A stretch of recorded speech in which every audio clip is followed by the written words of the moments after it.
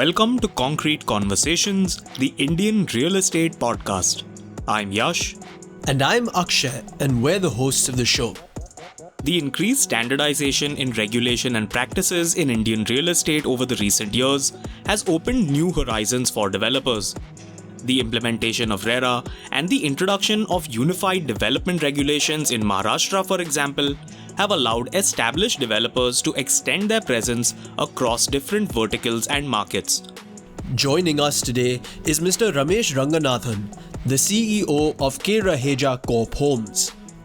An industry veteran with 2 decades of experience at developers such as Lokhandwala Infastructure and Mahindra Lifespaces, Mr. Ranganathan joined K Raheja Corp in 2019 and spearheads the group's residential business.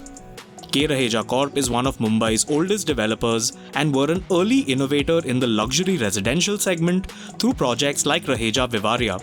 Over decades, they have diversified across verticals and markets to have a nationwide presence through ventures such as Mindspace Business Parks, Chalet hotels, and more. Mr. Ranganathan talks to us about the impact of standardization on developers' business, how developers cater to consumers across different markets, the impact of new infrastructure on Mumbai real estate, and more. So get ready to study the impact of standardization in residential real estate in India.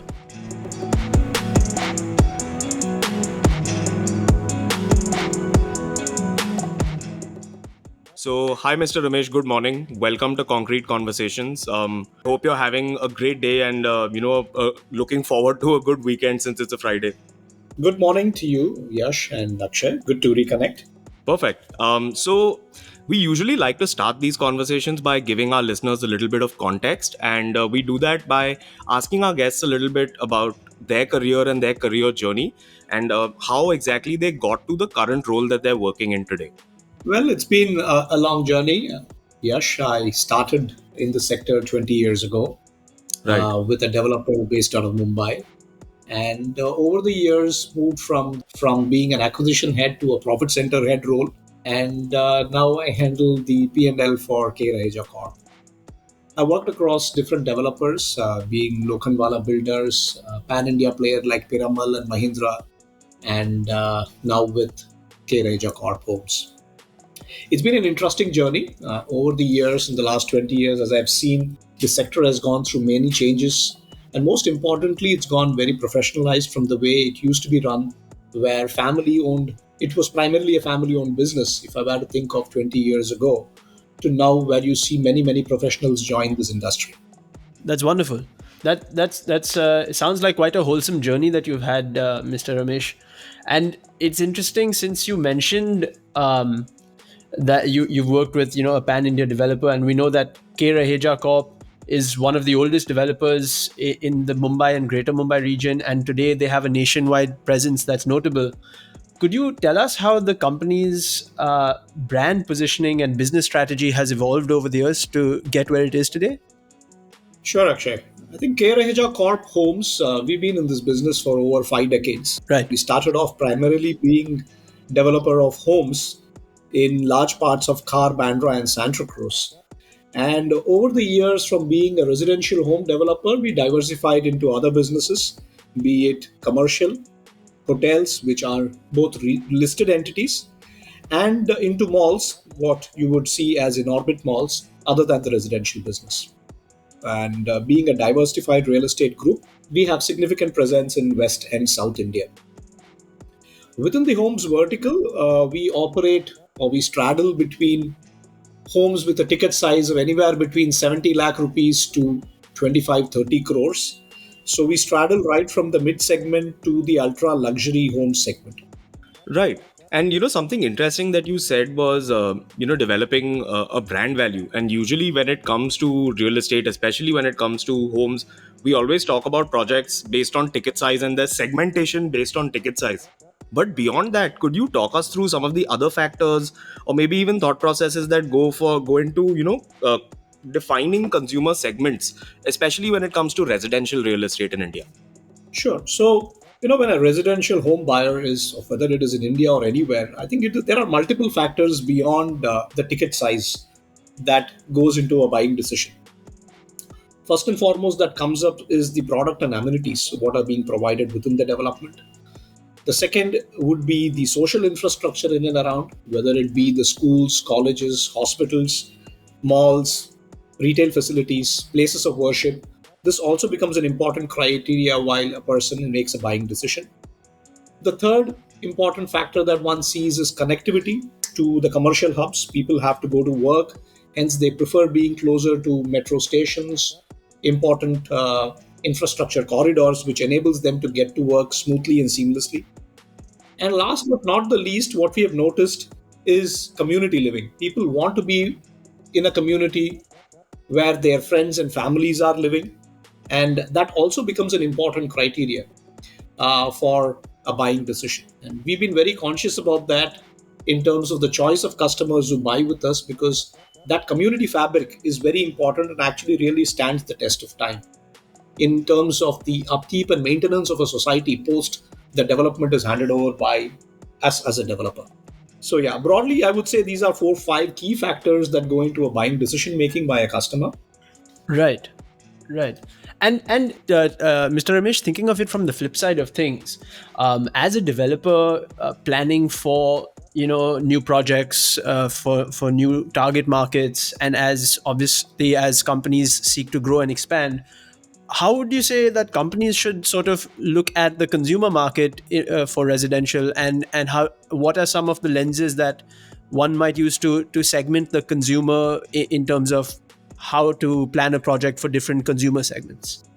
So I think it is all a question of understanding the target segment, understanding the market where one is operating or intends to operate, and do a need based analysis to see what is the demand gap. And one of the key things what we've also realized is, we design for developments which take around 3 to 4 years to fructify. And in the meantime, in 3 to 4 years, the consumer tastes or requirements change. And the classic example of that is how we've seen with the way COVID had an impact on changing customer preferences. Right. So, if I were to take an example, pre COVID, in a city like Mumbai, ticket size was a very important criteria, and most of the developers were trying to make compact homes, given that ticket size was an important criteria in decision making. But COVID made people realize that we need that extra space, given that most of us were working from homes, and we actually needed that space to operate, given that 8 10 hours were spent on office at sitting from home. Right. And that immediately resulted in a change where many customers were looking to upgrade, wherein they were looking for that additional room. And hence, what we observed was more than 2 bedroom apartments. It is the 2.5 or a 3 bedroom which was more in demand, and see that demand continuing as we see today. The other thing, what we've also noticed is more than standalone buildings, customers have shown a clear preference for living in larger gated communities, which gives them more open spaces, more green spaces to move around.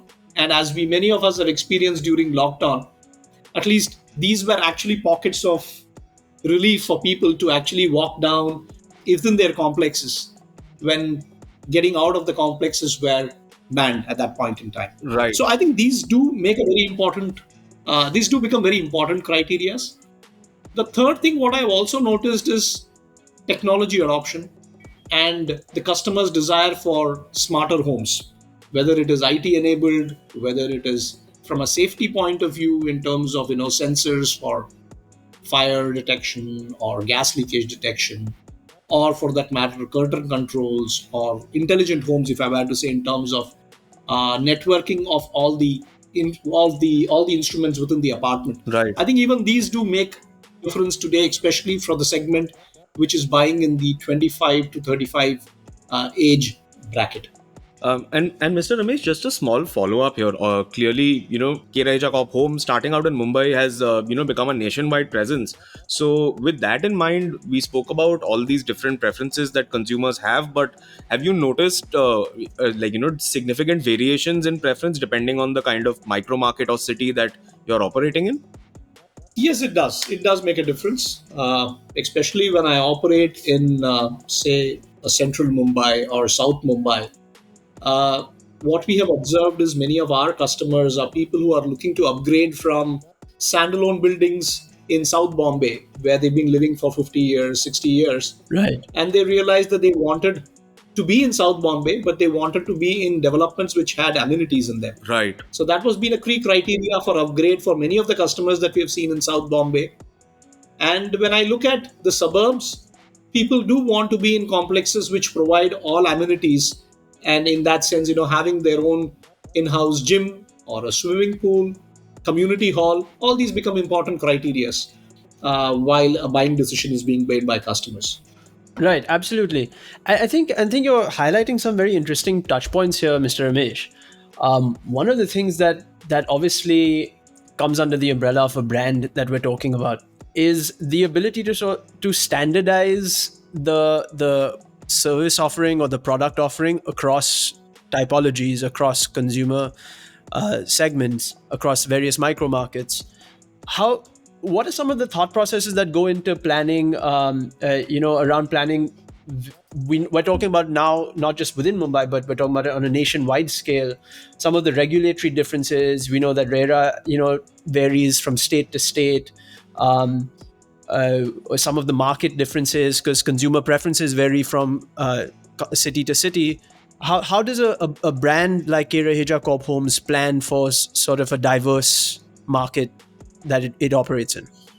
Most importantly, Akshay, in all this is having a ground connect, understanding the customer preferences in these markets are very, very important. Right. Each micro market is different in its own way. Each city or each state has its own unique set of preferences. If I were to just give an example, a city like Hyderabad, people in that city are very conscious about Vastu.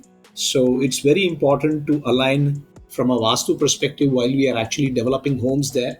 And that may not be as much when we get into a city like Bangalore. Both are IT city, both sees a lot of young purchasers. But when you see a distinct difference in buying preferences, Vastu becomes a key criteria when we are actually trying to sell homes in a city like Hyderabad.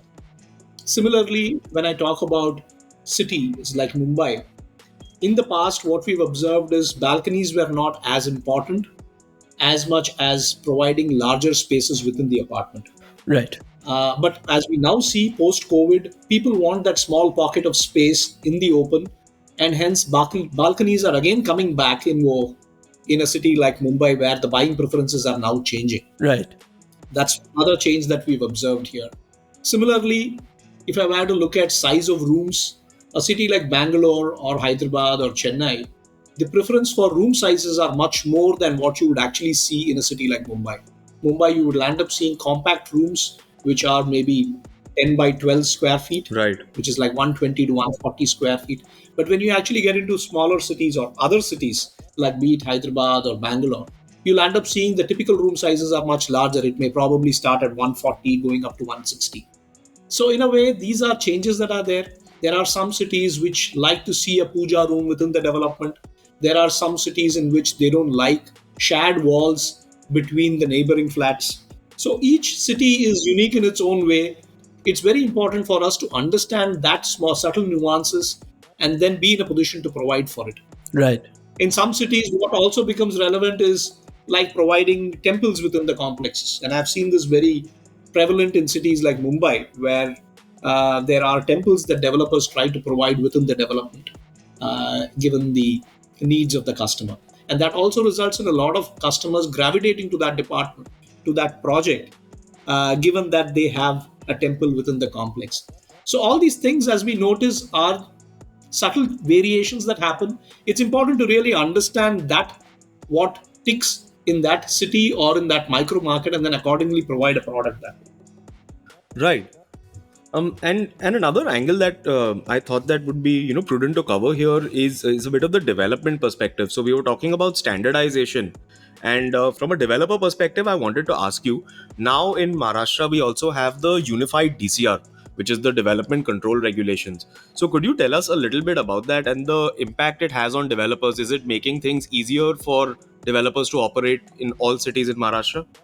So when I look at the UDCPR, Unified DCPR, as we call it, the Development Control Regulation. Right. What it is actually trying to do is remove the elements of uncertainty or discretionary approval Right. which were there earlier. It's pretty much black and white in terms of the policies.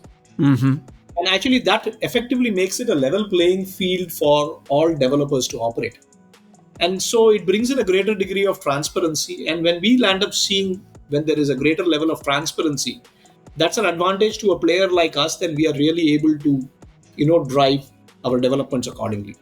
I think that's been a big advantage. Earlier in the day, if I were to just give an example, the discretionary changes would be like a flower bed in an apartment or an elevation treatment being treated as part of the effective area that the customer is buying into. Right. So that lacked clarity in terms of what really the customer was buying. There was always the concept of super built up area, and that was always a nebulous concept. So when one would look at a carpet area to a super built up area, one never really knew what that person was paying for. But what this UDCPR has effectively done, and more importantly, when I talk about the other regulation, which is RERA, which has done, is it has actually tried to standardize and define what are the areas and how a typical developer should market his product. And it defines certain rules whereby all developers are expected to play by that rule. And any deviation from that, a developer is specifically expected to highlight, whether it be in the agreement or otherwise in terms of disclosure. And I think that has made a big difference in terms of a customer very clearly knowing what he or she is buying. Right. I think that's the biggest plus, in my opinion, what whether the UDCPR or the Real Estate Regulatory Act has done. Right. Right. And now that we've kind of discussed the larger concerns related to the residential real estate market, I wanted to focus in on something a little more specific. And with that in mind, Mr. Ramesh, I wanted to ask you about any marquee projects that K Raheja Corp Homes is undertaking at the moment. Can you tell us about some of them, and possibly what makes these projects unique? So we've been on a rapid expansion mode as K Raheja Corp Homes. We are actively looking at markets where we are present in, which primarily is West and South India, to grow fourfold in our businesses. As we speak, we've just launched a couple of marquee projects in Mumbai, one in central Mumbai in a place called Mahalakshmi. We've launched a new project called Modern Vivarea, where the apartments would have a ticket size anywhere between 14 crores to 25 crores. These are pretty large apartments, varying between 1,700 square feet to around 3,000 square feet, 3 and 4 bedroom apartments. So that's seen an excellent response ever since we launched in the month of January. And we're pretty bullish about this opportunity. We also have a few which are lined up in Pune, a couple of projects as part of the next phase of development that we are doing in a location called Mohammadwadi in Pune. And we are very excited to also get going on our project in Bangalore in a very premium location of Koramangala, which should also be happening very soon as we are just waiting for the last mile approval. So there's a lot of things lined up within K Raheja Corp Homes. You'll see more of us in the coming days and months. Right. Right. I just wanted to, follow up on something that you had mentioned earlier. There's been an interesting development recently when it relates to the CRZ, or Coastal Regulatory Zone. We've recently seen some changes along with that, which has allowed for more development along the coast. So I wanted to ask you, what exactly are these changes and how are they impacting developers now? So I think the coastal road, if I may talk about, is going to be a game changer, Right. given the way it or the time that it takes for people to the suburbs to reach the business districts of central Mumbai or South Mumbai. The coastal road will cut down the time by half or maybe even more. And in a way, what it will do is make it more convenient for people to move into the suburbs, given the time that it will now take for them to reach their respective places of work. So it is going to see a substantial level of activity in terms of real estate development in the suburbs, Right. courtesy the coastal zone. And I wouldn't restrict it just to the coastal zone. I would also give the example of the Trans Harbour link that is happening between, which will connect the island city to Navi Mumbai, and the future airport that's coming in Navi Mumbai. We'll also see a substantial amount of activity in the mainland and in the island city, given that the travel time from Navi Mumbai to South Bombay will be less than 20-25 minutes. That's going to be a game changer, these two things, as I see. The other thing, what I also feel as part of the infra initiative, is the east west connectivity. Right. So, east west connectivity also seems to be improving with the way now roads are being widened or the bridges that are getting connected. A typical example is the Worli Sivri interlink, which will effectively seamlessly make traveling from Worli to Sivri and from Sivri to Navi Mumbai with the Trans Harbour link a very, very seamless travel, which typically today would take half an hour to cross from Worli to Sivri. You would be in a position to cover it in a matter of minutes. These are all game changers which will really transform those parts of Mumbai which have really not seen much of residential, commercial, or social infrastructure activities. Right. The mere presence or the infrastructure development that will happen, the solid infrastructure that gets developed, will really transform the way people look at these micro markets. And I see a lot of development that will emerge courtesy these infrastructural developments. Right. Right. You also touched upon the aspect of how the CRZ relaxation will play a role. Right.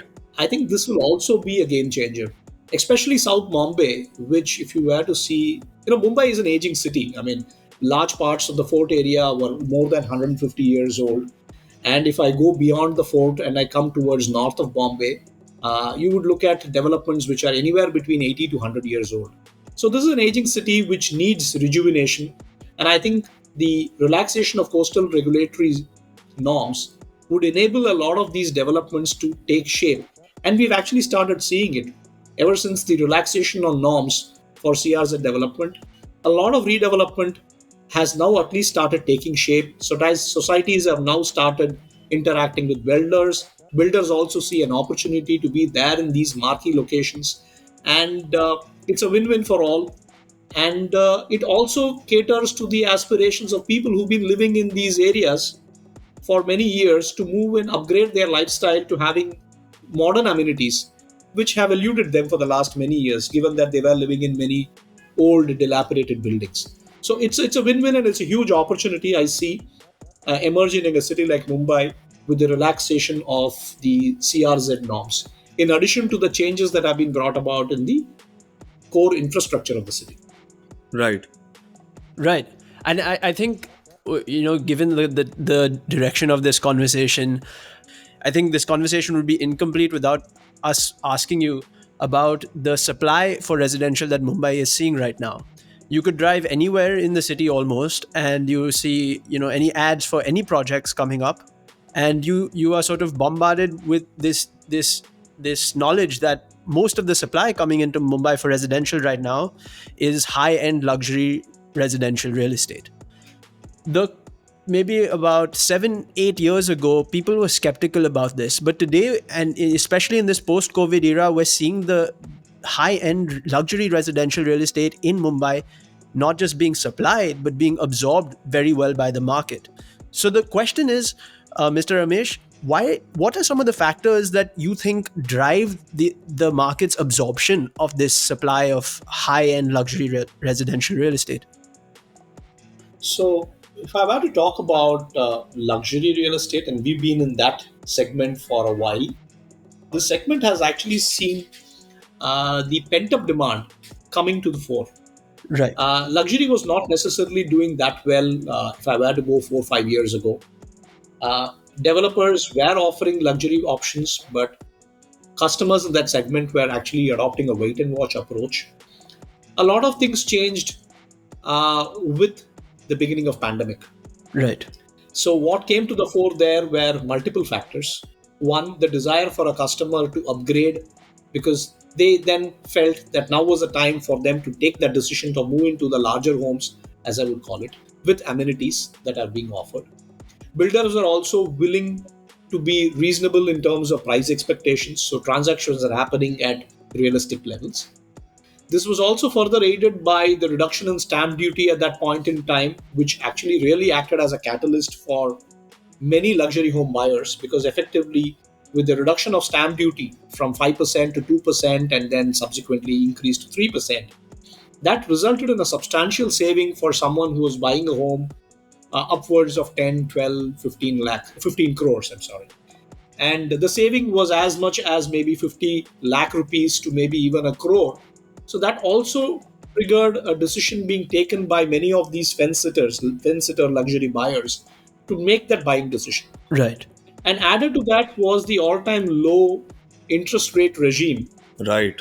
And not necessary that every luxury customer goes for debt, but still that also effectively aided in the decision making for those who were looking to borrow money for a housing loan, because housing loan rates were at an all time low at that level.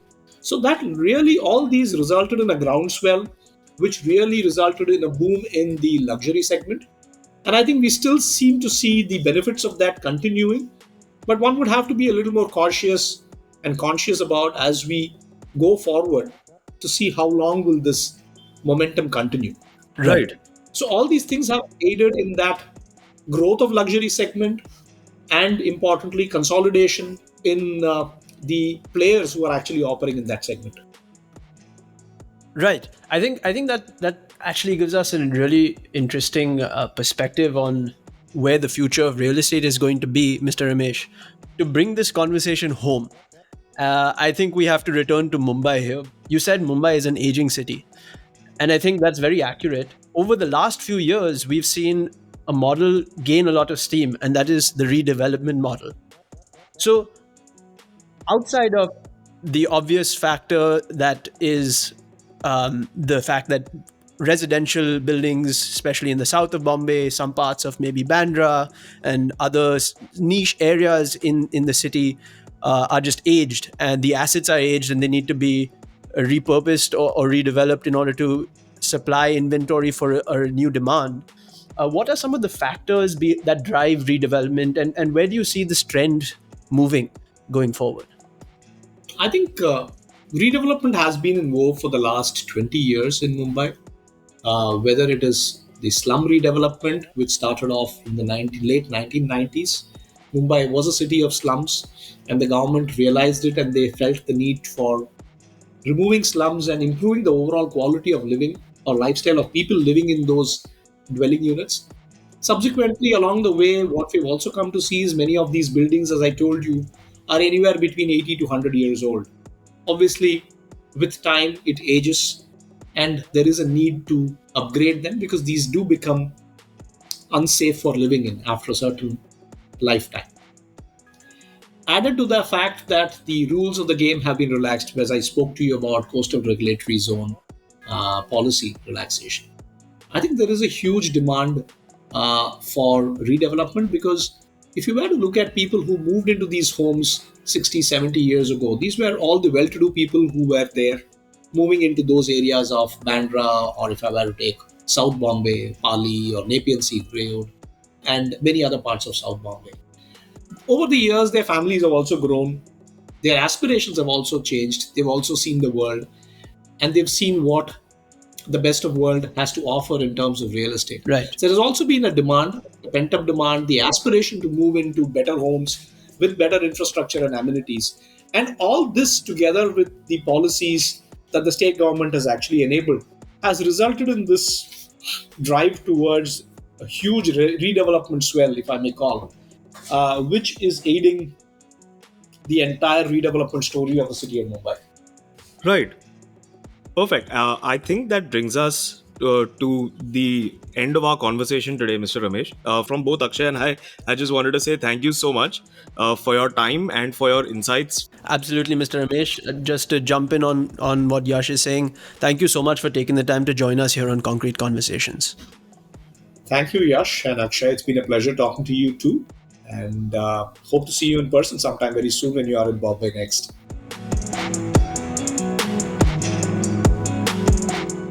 If you enjoyed this conversation, be sure to follow Concrete Conversations on Instagram to know more about upcoming episodes and for some behind the scenes content. For more deep dives into the world of Indian real estate, stay tuned for more Concrete Conversations.